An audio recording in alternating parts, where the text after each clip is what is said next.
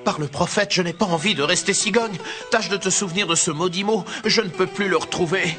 Voyons, il faut se tourner vers l'Orient et dire mou, mou, mou. Malheur et malédiction, le calife et son grand vizir avaient oublié la formule. Ils étaient ensorcelés. Tristement, ils se mirent à cheminer par les champs, ne sachant que faire. En survolant la ville, ils assistèrent aux magnifiques fêtes que Bagdad fit au successeur de Cassid. Stupéfaction, le nouveau calife est Mirzra, le fils de mon pire ennemi, l'enchanteur Kashnour. Cassid comprit d'où venait le maléfice. Il décida de tenter un pèlerinage à la Mecque pour rompre l'enchantement. Quand la fatigue les prit, ils durent s'arrêter dans un vieux château. Mais, en parcourant les ruines, ils entendirent des sanglots. Le calife aperçut une chouette. Soyez les bienvenus. On m'a prédit qu'une cigogne m'apporterait le bonheur. Le calife lui fit le récit de son aventure. Je vois que nous sommes compagnons de malheur. Moi non plus, je ne suis pas née chouette. J'étais la princesse Loussa. L'enchanteur Kashnour m'a changée en chouette parce que je ne voulais pas épouser son fils Mizra. Alors je suis condamnée à rester dans cet état jusqu'à ce qu'un homme également ensorcelé me demande pour femme. Nos malheurs semblent avoir des relations mystérieuses. Oui, et peut-être pourrons-nous ensemble trouver le secret de la délivrance. Oui, mais comment faire? Le sorcier Kashnour vient une fois par mois dans une grande salle du château avec des amis. Il leur raconte généralement ses méfaits. Si vous pouviez l'entendre, peut-être prononcerait-il le mot magique que vous avez oublié. Oh, chère princesse, dites-nous vite où se trouve cette salle. Ne pensez pas de mal de moi si j'y mets une condition, mais je ne veux pas rester un oiseau de nuit. Aussi, je vous dirai ce que vous voulez savoir si l'un de vous promet de m'épouser. Oh. Mansour, épouse-la. Oh, ma femme m'arracherait les cheveux quand je rentrerai à la maison. Non, non, vous, sire, vous êtes jeune et libre. Oui, mais si elle est laide. Mais il avait tellement peur de rester cigogne toute sa vie qu'il promit. Vous ne pouviez mieux tomber. C'est ce soir que doit avoir lieu le festin. Elle les conduisit jusqu'à un mur en ruine. À travers les fentes, le calife et Mansour reconnurent le marchand qui leur avait vendu la poudre magique. Et qui n'était autre que le sorcier Kashnour qui racontait à ses amis le mauvais tour qu'il avait joué au calife. Et quel était ce mot magique? Un mot latin, pas bien difficile, Moutabor. Moutabor, Moutabor, Moutabor. Ne reconnaissez-vous pas votre chouette? Le calife était si émerveillé de sa beauté qu'il ne regretta pas son aventure. Ils regagnèrent Bagdad, le peuple fit fête à son souverain retrouvé qui fit pendre le sorcier Kashnour. Son fils Mizra, changé en cigogne par la vertu de la poudre magique, fut mis en cage. Le calife épousa la princesse Loussa et tous vécurent longtemps heureux. Je vois que mon histoire t'a donné des idées, mais sais-tu que l'on peut faire beaucoup d'autres jeux avec des cartes? Je sais bien, mais maintenant j'ai envie de faire un grand château et que ma sœur me laisse tranquille. Très bien, je t'ennuierai plus, na.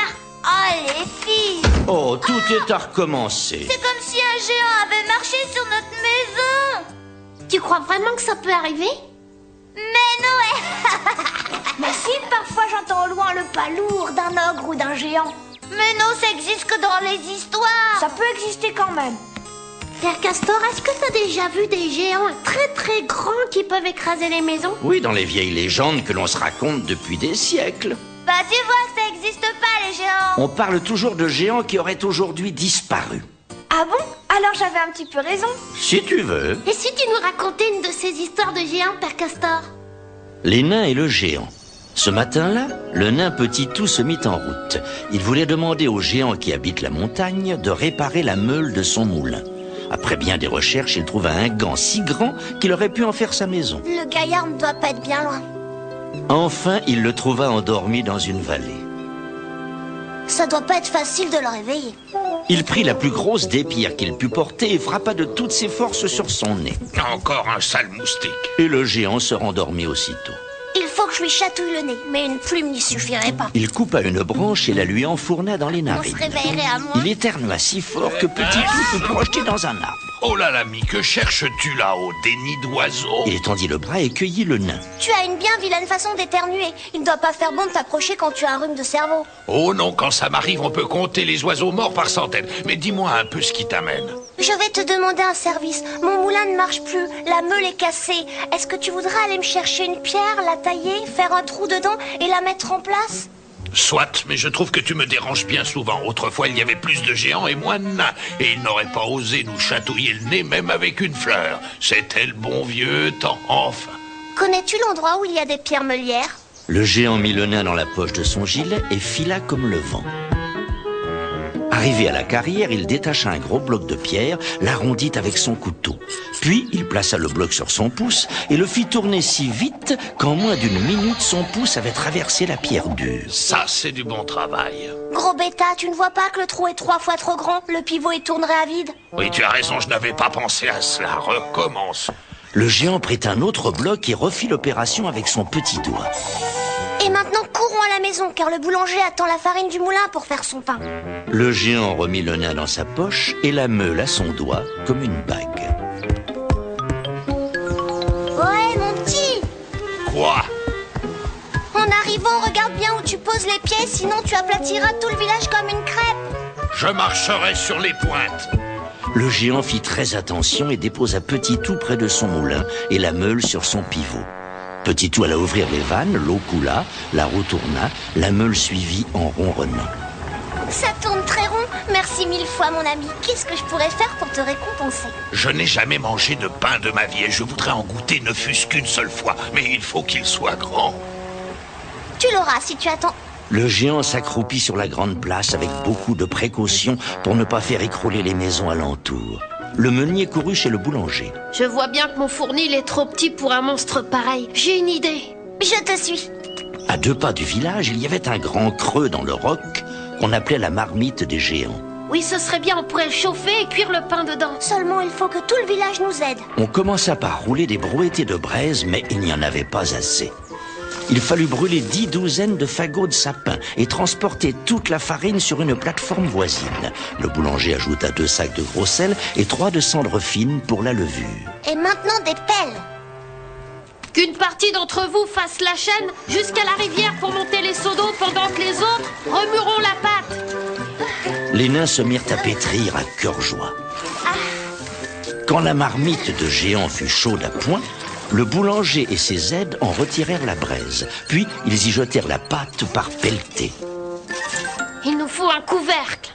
Apportez-moi le toit de la grange d'en face. Au bout de quelques heures, le boulanger envoya chercher le géant, qui fut bien content de se dégourdir les jambes. Pas très grande, votre miche. Mais elle a l'air croustillante. Goûtons un peu. Et il avala la miche tout entière. Merveilleux. Je n'aurais jamais cru que ce fût si bon. Si vous me promettez de me faire un pain pareil une fois par an, je vous promets de tuer tous les ours et tous les loups à 100 lieues à la ronde. Bonsoir tout le monde. Les nains rentrèrent chez eux contents et fourbus. Ce soir, je voudrais entendre une histoire terrifique. Ça veut rien dire, terrifique. Fantastique. Tu veux dire terrifiante? Oui, mais j'aime pas ça du tout. Une histoire qui fait peur. On se bouge déjà les oreilles. Un conte fantastique ne fait pas toujours peur. C'est comme un grand rêve qui nous emmène. Alors, je voudrais, s'il te plaît, une histoire tout à fait fantasmagorique. Oh oui. Le gâteau de Diallo. Diallo avait 10 ans. Il vivait dans une case bien propre et bien fraîche, à l'ombre d'un énorme manguier. Avec mes parents et ma petite sœur Lala. Papa Manono possédait un enclos où il récoltait des bananes, des mangues et des oranges. Il avait aussi de petits champs où il cultivait le mil et le maïs. Maman Manono gouvernait la maison, la cour qui l'entourait, les poules, les pintades, les chiens et les chèvres. Ainsi que Diallo et Lala. L'histoire se passe un jour de fête pour le grand tam-tam de printemps. Cette nuit-là, tout le village met ses plus beaux habits. Tout le monde mange, boit, chante et danse jusqu'au matin. Maman Manono, qui est bonne pâtissière, a promis pour ce tam-tam un énorme gâteau à sa façon. Un gâteau dont on se souviendra longtemps. Papa Manono avait donné une corbeille de grains de mil, un rayon de miel, des cacahuètes et des pistaches. Maman Manono avait ajouté quelques douzaines d'œufs et des bananes. Le grand jour venu, maman Manono se leva avec le soleil pour tout préparer. Tandis qu'elle écrasait les grains de mil avec un pilon de bois plus haut qu'elle, Diallo soufflait sur le feu. Maman Manono casse des œufs dans sa grande cuvette. Moi, je fais griller les cacahuètes. Et moi, je les épluche. Enfin, maman Manono versa la pâte dans sa plus grande calebasse, la tassa, la retourna. Oh là là, le beau gâteau. Il n'est pas fini, il y manque encore le miel, les bananes et les pistaches. Elle pose le gâteau fumant sur une grosse pierre. Diallo, je dois aller à la rivière laver nos vêtements pour la fête. Veille bien sur le gâteau, que ta petite sœur n'y touche pas. Et prends bien garde aux vautours. Je ferai attention, c'est promis. Alors maman Manono posa un gros paquet de linge sur sa tête et s'en alla en chantant. Au bout d'un moment, Lala s'approcha du gâteau. Non, non, il est chaud, tu vas te brûler. Aïe, tu n'es pas gentil, tu m'as fait mal. Ces cris réveillèrent le vautour qui ne dormait que d'un œil en haut du grand manguier. Allongeant son cou déplumé, il étendit ses grandes ailes et vint planer très bas, couvrant toute la cour de son ombre. Va-t'en, vilaine bête, ou je te casse mon bateau sur le dos. Le vautour s'éloignait, revenait, mais comme il ne pouvait approcher du gâteau, il retourna sur le manguier.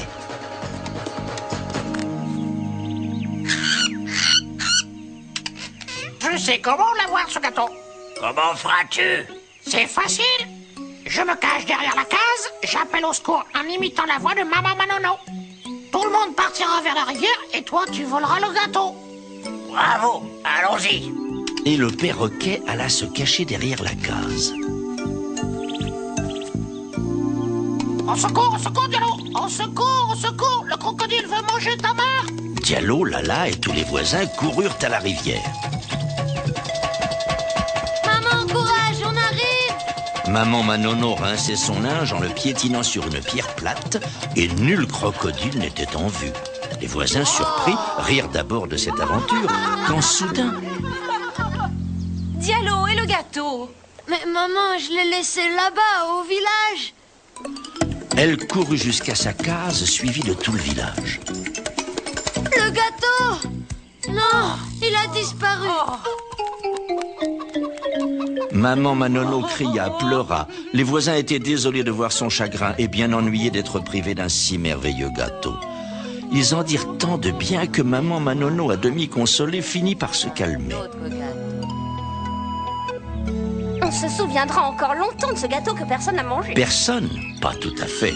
Le vautour s'était réfugié dans le manguier. Il gardait jalousement le gâteau et le perroquet exigeait bruyamment sa part. Mais c'est là une autre histoire. Oh, je voudrais savoir la suite. Est-ce qu'ils ont pu manger le gâteau? Est-ce que les villageois ont renoncé à faire la fête? On cuisinait toutes sortes de plats délicieux. Les habits de fête sont propres, les enfants sont lavés, coiffés. Tout ce petit monde se réjouit. Nous aussi. Nous allons faire une fête. Et danser. Il faudra inviter des amis. Père Castor, dis-nous encore l'histoire de cette fête dans un village d'Afrique. Ce jour-là, tout le village se prépare à la fête du grand tam-tam. Oh, t'écoutes. Raconte-nous, Père Castor. Oh, oui, la suite. Diallo et le grand tam-tam.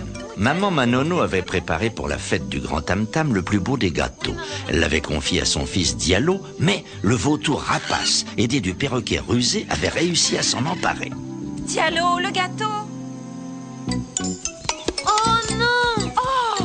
Il a disparu.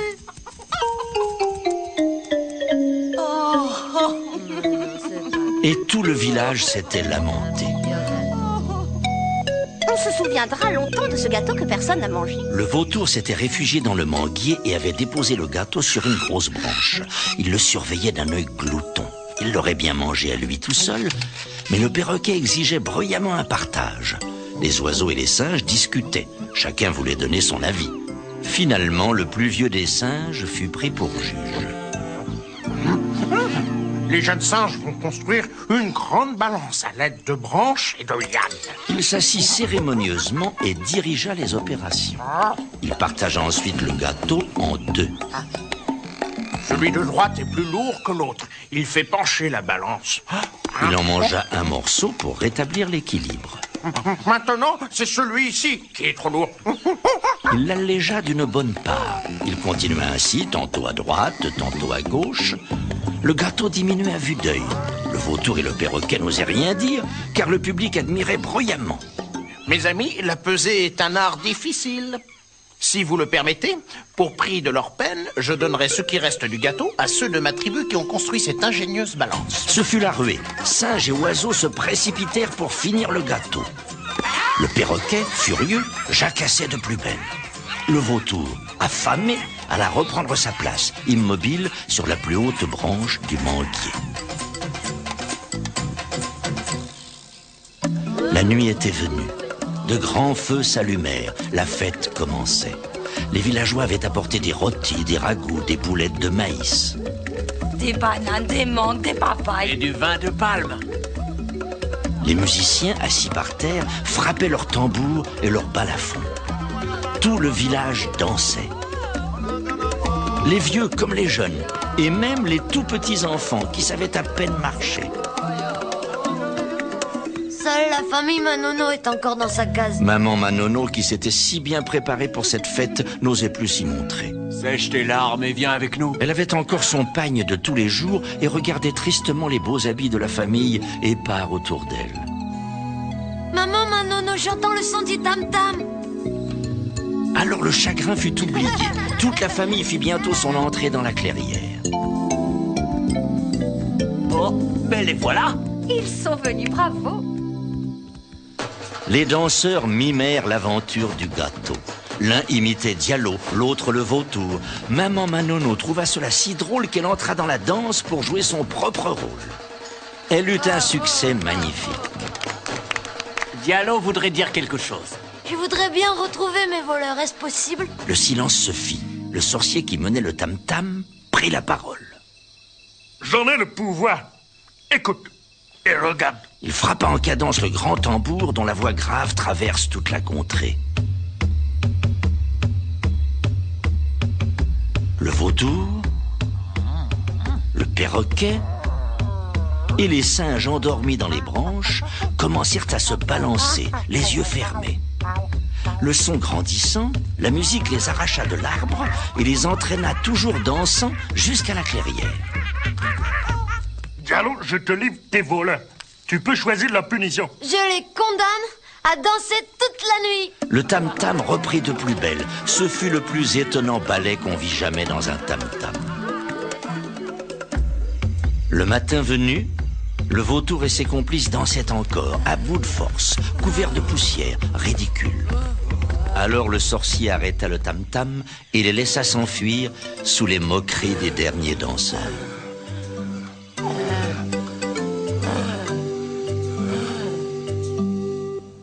Voilà une histoire qui finit bien. Les voleurs ont été punis. Grâce au tam-tam du sorcier. Et maintenant, si nous allions goûter sous le manguier.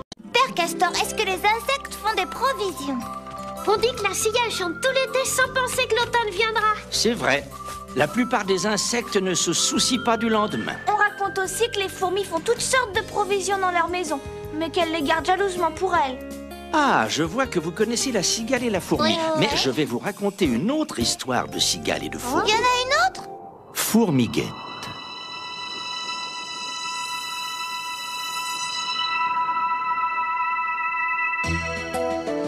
Ils étaient 3 compagnons, la fourmi, l'œuf et la cigale, qui s'en allaient faire un pèlerinage à Jérusalem. À chacun sa tâche. La mienne est de prendre la route.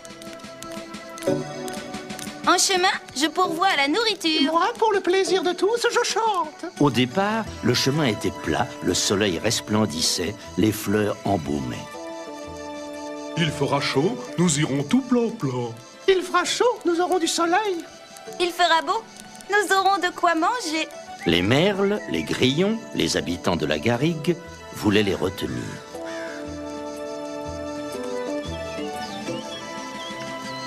Qui demeure près de son couvert, s'il ne gagne rien, rien ne perd. Mais la fourmiguette, l'œuf et la cigale poursuivirent leur route.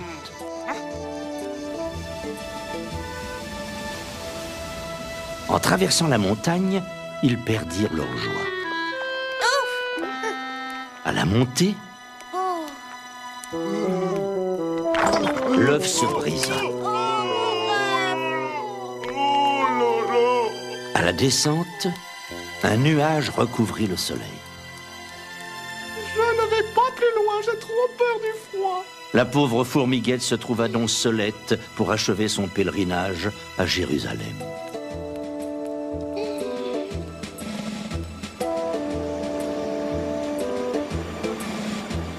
Elle arriva devant un ruisseau.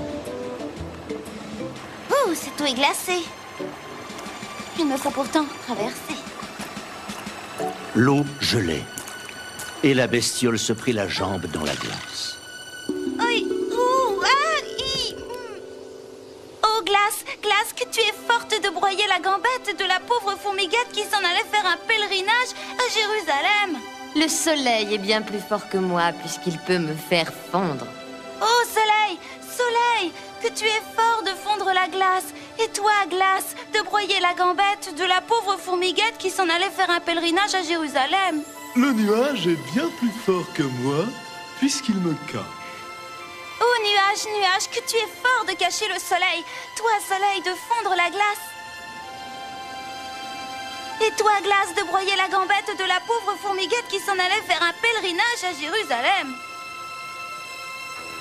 Le vent est bien plus fort que moi, puisqu'il m'emporte. Oh, vent, vent, tu es fort d'emporter le nuage. Toi, nuage, de cacher le soleil. Toi, soleil, de fondre la glace. Et toi, glace, de broyer la gambette de la pauvre fourmiguette qui s'en allait faire un pèlerinage à Jérusalem. La montagne est bien plus forte, puisqu'elle m'arrête. Oh, montagne, montagne, que tu es forte d'arrêter le vent. Et toi, vent, d'emporter le nuage. Toi, nuage, de cacher le soleil. Toi, soleil, de fondre la glace. Et toi, de broyer la gambette de la pauvre fourmiguette qui s'en allait faire un pèlerinage à Jérusalem. La terre est bien plus forte, puisqu'elle me soutient. Oh, terre, terre, que tu es forte de soutenir la montagne. Et toi, montagne, d'arrêter le vent. Toi, vent, d'emporter le nuage. Toi, nuage, de cacher le soleil. Toi, soleil, de fondre la glace. Et toi, glace, de broyer la gambette de la pauvre fourmiguette qui s'en allait faire un pèlerinage à Jérusalem. Mais la terre était dure d'oreille. Ah, que dis-tu? Je n'entends rien du tout. Disant cela, elle bougea suffisamment pour ébranler la montagne. Le vent passa, le nuage s'éloigna, le soleil brilla, la glace enfin fondit, et la pauvre fourmiguette, retirant sa gambette, bravement toute seulette, acheva son pèlerinage à Jérusalem.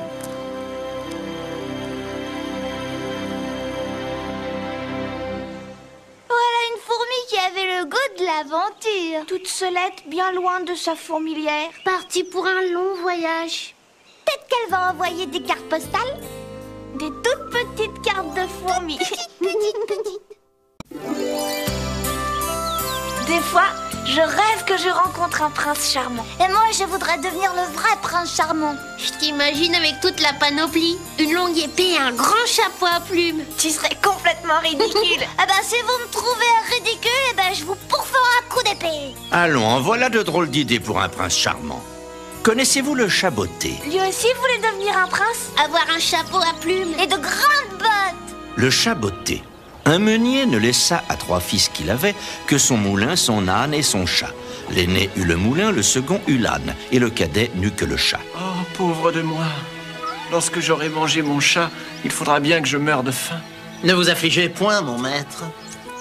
Vous n'avez qu'à me donner un sac qui puisse fermer d'un lacet et me faire une paire de bottes. Vous verrez que vous n'êtes pas si mal partagé que vous croyez. Lorsque le chat eut ce qu'il avait demandé, il se botta bravement, prit son sac et s'en alla dans une garenne où il y avait grand nombre de lapins. Un peu de son, un peu de foin. S'étendant comme s'il était mort, il attendit que quelques lapins peu instruits des ruses de ce monde vinrent se fourrer dans son sac pour y manger ce qu'il y avait mis. Et hop, jeune étourdi, tu es pris. Tout heureux de sa prise, il s'en alla chez le roi et demanda à lui parler. On le fit monter aux appartements royaux. Voilà, sire, un lapin de Garenne que monsieur le marquis de Carabas, mon maître, m'a chargé de vous offrir de sa part. Dis à ton maître que je le remercie et qu'il me fait plaisir. Une autre fois, il alla se cacher dans un champ de blé avec son sac. 2 perdrix s'y laissèrent prendre. Et hop, mes jolis, vous finirez sur la table du roi. Le chat continua pendant plusieurs mois à porter au roi du gibier de la chasse du marquis de Carabas. Un jour, il sut que le roi devait se rendre à la promenade sur le bord de la rivière. Il courut voir son maître. Maître, si vous suivez mon conseil, votre fortune est faite. Vous n'avez qu'à vous baigner dans la rivière, à l'endroit que je vous montrerai. Je ne sais à quoi tout cela sera bon, mais s'il le faut... Dans le temps qu'il se baignait, le roi vint à passer. Au secours, au secours, au secours! Voilà le marquis de Carabas qui se noie! Si je ne me trompe, voici le chat qui m'a si souvent apporté du gibier. Vite, qu'on aille au secours de monsieur le marquis. Ayant tout prévu, le chat avait caché les habits de son maître. Sire, des voleurs sont venus qui ont emporté les habits de mon maître, bien que j'ai crié de toutes mes forces. Garde, veuillez quérir un de mes plus beaux habits pour le marquis de Carabas. Comme les beaux habits qu'on lui donnait relevaient sa bonne mine, la fille du roi le trouva à son gré. Et à peine le marquis de Carabas eut-il jeté sur elle quelques regards un peu tendres qu'elle en devint amoureuse à la folie. Montez en notre carrosse et faites avec nous promenade. Le chat, ravi de voir son dessein réussir, prit les devants. Il rencontra des paysans qui fauchaient au pré. Bonnes gens qui fauchez, si vous nous dites au roi que ce pré appartient au marquis de Carabas, vous serez haché menu comme chair à pâté. Ainsi firent-ils. Et le chat s'employa si bien que tout le jour le roi crut visiter les terres du marquis. Puis le chat arriva aux portes du château du maître de ces lieux, qui n'était autre qu'un ogre très méchant. Il alla lui faire sa révérence. On m'a assuré que vous aviez un don, que vous aviez le don de vous changer en toutes sortes d'animaux, que vous pouviez vous transformer en lion, en éléphant. Cela est vrai. Et vous m'allez voir me transformer en lion. Le chat fut si effrayé qu'il s'enfuit sur les toits, non sans péril à cause de ses bottes. Puis l'ogre, ayant repris sa forme naturelle, il redescendit. On m'a aussi assuré que vous aviez le pouvoir de prendre la forme de plus petits animaux, rats, souris, mulots. Mais je vous avoue que je crois cela tout à fait impossible. Impossible, vous allez voir ça. Dès que l'ogre se fut changé en souris, le chat se jeta dessus et s'en régala. À cet instant, le carrosse du roi entra dans la cour du château. Que votre majesté soit la bienvenue dans le château de monsieur le marquis de Carabas. Comment? Ce château est encore à vous? Je ne connais rien de plus beau que cette cour et que tous ces bâtiments qui l'entourent. Voyons là-dedans, s'il vous plaît. Le roi entra le premier, suivi du marquis donnant sa main à la jeune princesse. Dans une grande salle, ils trouvèrent une magnifique collation que l'ogre avait fait préparer pour ses amis qui devaient venir ce jour-là, mais qui n'osèrent pas entrer, sachant que le roi y était. Prenez place à la table du marquis de Carabas. Le roi, charmé des bonnes qualités de monsieur le marquis de Carabas, de même que sa fille qui en était folle, le prit à part. Il ne tient qu'à vous, monsieur le marquis, que vous ne soyez mon gendre. Le marquis, faisant de grandes révérences, accepta l'honneur que lui faisait le roi. Et le jour même, il épousa la princesse. Est-ce qu'on ne dit pas que les chats sont un peu magiciens? Si on le dit. Surtout les chats noirs aux yeux verts qui vous regardent d'un air étrange. Tu serais magicienne et t'aurais un gros chapeau pointu et une baguette. Non, tu serais plutôt une tigresse et nous irions à la chasse. D'un coup de baguette magique, je te changerai en un vulgaire morceau de bois et tu arrêterais de m'ennuyer. J'ai une belle histoire de tigre pour ceux qui veulent bien ne plus se chamailler. Oh, t'écoute, Père Castor. Ouais. Le tigre en bois. Ce tigre-là ne rôdait pas dans la jungle et ne rugissait jamais, parce qu'il était en bois. C'était un petit morceau de chêne découpé, peint au vernis jaune et noir. Pour qu'il tienne debout, on avait cloué le tigre sur une planchette verte qui figurait une prairie. Un tigre en bois dans une prairie en bois. Sur le coin d'une table en bois. Quelle tristesse. Il s'embête, ce tigre, c'est forcé. En face de lui, de l'autre côté de la table, était assis les 3/4 de la journée un monsieur avec une barbe. Ce monsieur utilisait le tigre comme presse-papier, c'est-à-dire qu'il lui faisait faire de l'équilibre sur des papiers après que lui-même avait griffonné dessus des quantités de mots avec des ratures et des taches. Mais d'où vient ce drôle de tigre? C'est un jeune garçon qui gardait les troupeaux à la montagne qui, pour se distraire, avait fabriqué le tigre dans un morceau de bois à l'aide de son couteau. Eh bien, voilà tout. Le tigre s'ennuyait de son berger. Il s'ennuyait si fort qu'il lui arrivait de ne pas pouvoir s'endormir tant il avait du chagrin. Assez à la fin. Tu nous casses la tête avec ton désespoir. Cac-cac-crac, tout à trac. File, et qu'on ne te revoie jamais plus. Le chat noir était-il un peu sorcier ou la lune fit-elle fondre la peinture verte? Toujours est-il que les pattes du tigre se levèrent de la planchette, l'une après l'autre, et qu'il se mit à marcher sur la table. Et plus il marchait, plus il grandissait. Quand il sauta dans le fauteuil, il était gros comme un petit chat. Quand il arriva sur le plancher, il était gros comme un veau. Et quand il passa par la fenêtre, il était gros comme un vrai tigre. Et la nuit se referma sur lui. Le tigre partit pour retrouver son berger, et ce fut un voyage mémorable. Comme il ne savait pas lire les écriteaux, il relevait seulement son gros mufle dans le sens du vent et il trouvait la bonne direction. Sans doute se rappelait-il qu'à la montagne, ça sent le fromage et la gentiane. Peut-être aussi qu'avec ses fines oreilles, il entendait tinter les cloches au cou des vaches. Bref, un beau soir, il arriva dans les alpages, là où il n'y a ni neige, ni glace, ni cailloux, mais simplement de la prairie, bien plus verte que sa planchette, avec des fleurs qui sentent bon et des abeilles. Le petit berger était là, soufflant dans une flûte. Il ne dit trop rien en voyant arriver le tigre, parce qu'en haute montagne, on a l'habitude de ne pas s'étonner beaucoup, et aussi parce qu'il avait le cœur simple, et la nuit se ferma sur eux. Hélas, dès le lendemain matin, le tigre fut pris d'une faim dévorante. De voir circuler autour de lui des veaux, des vaches, des chèvres et des moutons, le tigre se rappela qu'il était tigre et il eut envie de les manger. Il savait bien que cela aurait fâché terriblement son ami le berger, mais... Un de ces jours, je me jetterai sur une bête innocente et la mangerai toute crue, c'est sûr. Je préfère partir. Il s'en revint donc comme il s'en était allé, sans s'arrêter au poteau des carrefours et levant seulement son mufle pour chercher dans le vent l'odeur de sa maison, pipe et géranium. Et naturellement, ce fut par un soir de lune qu'il retrouva sa fenêtre. Quand il sauta sur le parquet, il était gros comme un gros veau. Sur le fauteuil, ce n'était qu'un petit chat. Et quand il apparut sur la table, il était devenu un petit tigre en bois posé sur des papiers. Le pauvre tigre va-t-il s'ennuyer encore tout seul, sans personne pour l'aimer?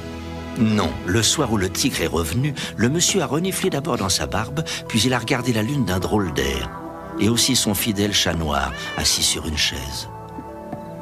Puis il a posé sa grosse main sur le tigre. Te voilà donc de retour, mon petit compagnon. Ça faisait chaud au cœur de l'entendre. Tous les soirs maintenant, c'est pareil.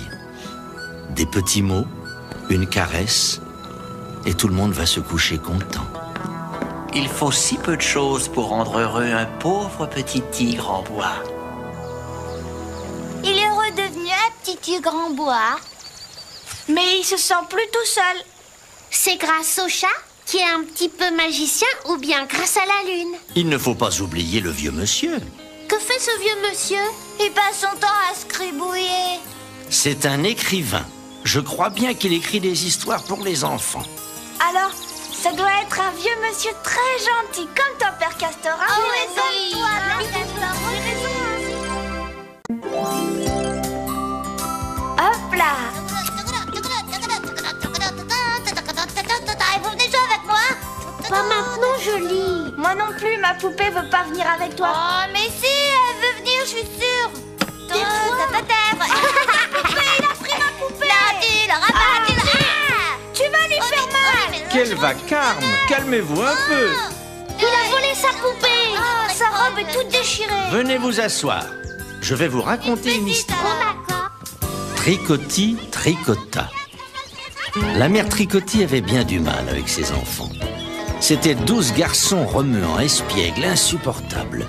Quand ils ne faisaient pas la course à quatre pattes ou des glissades sur le derrière, ils grimpaient aux arbres, déboulaient des talus, franchissaient les barrières, sautaient les ruisseaux. Maman, le fond de ma culotte est déchiré. Maman, il me manque une chaussette. Et ta chaussette est trouée.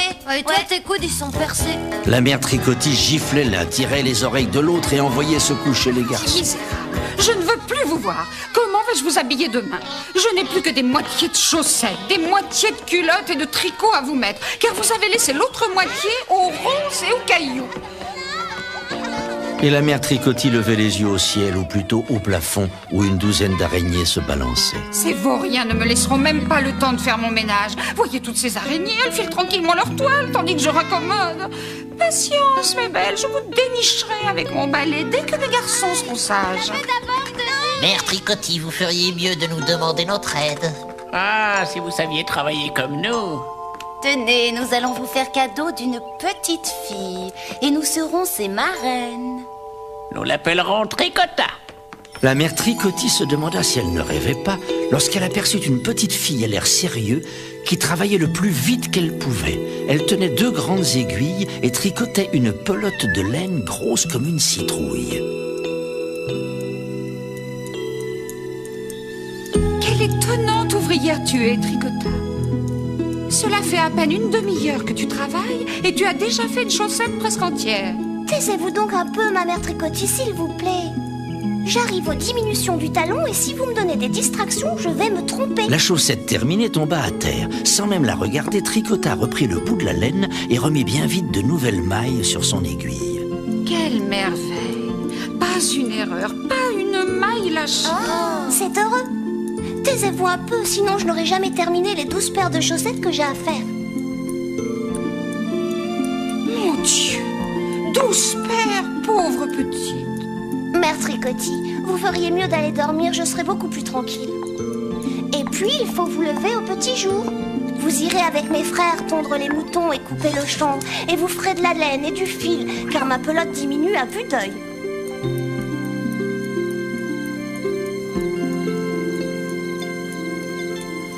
Lorsque les 12 frères s'éveillèrent, ils trouvèrent sur leur lit 12 paires de chaussettes de laine, bien chaudes et bien solides. À table, les garçons, dépêchez-vous.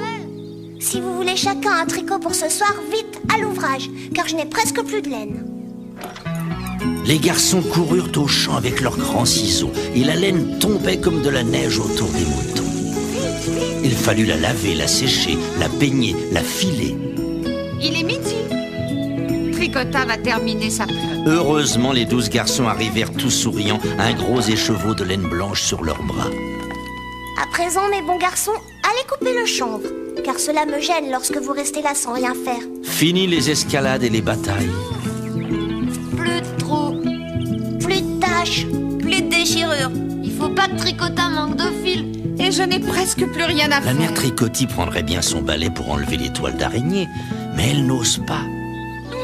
Ce sont elles qui lui ont envoyé Tricota. Qu'arriverait-il si elle se fâchait? Prenez donc un peu les aiguilles, mère Tricotti. Ce n'est pas si difficile que cela de tricoter. Voyez-vous, les aiguilles ont tellement l'habitude de tricoter qu'elles travaillent toutes seules.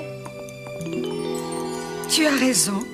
Voilà déjà une chaussette presque terminée. Tout à coup, elle s'étonna de ne plus entendre Tricota. Elle avait disparu. Du plafond, les araignées regardaient la mère Tricotti en riant.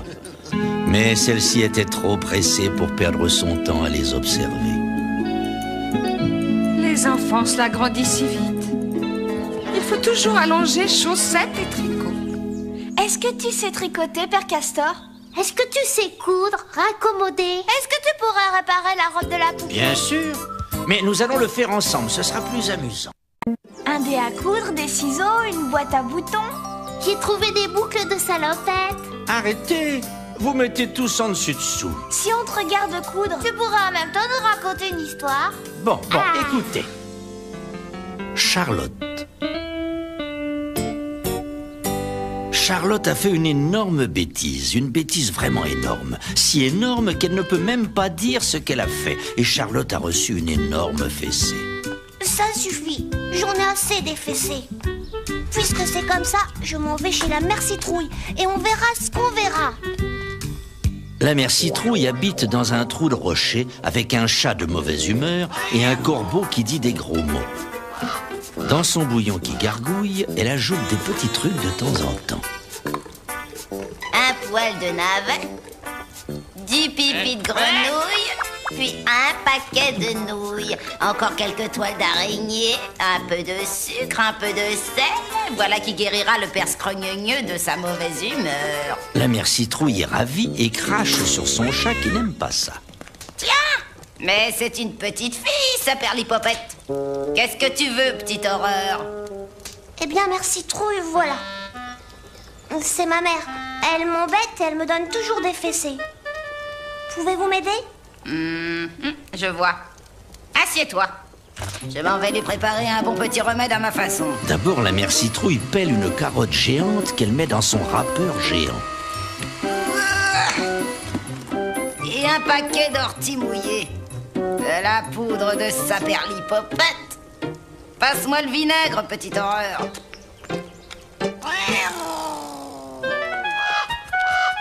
Miel de coco, je vais te picorer le nez.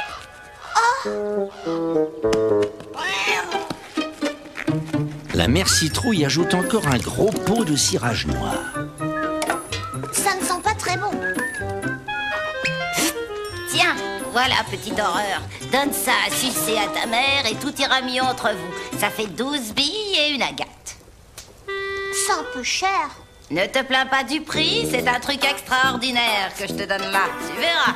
On dirait une sucette. Mais bien sûr que c'est une sucette, petite horreur. Que ça peut être bête, les enfants. Allez, fiche-moi le camp, j'ai d'autres bouillons à faire bouillir.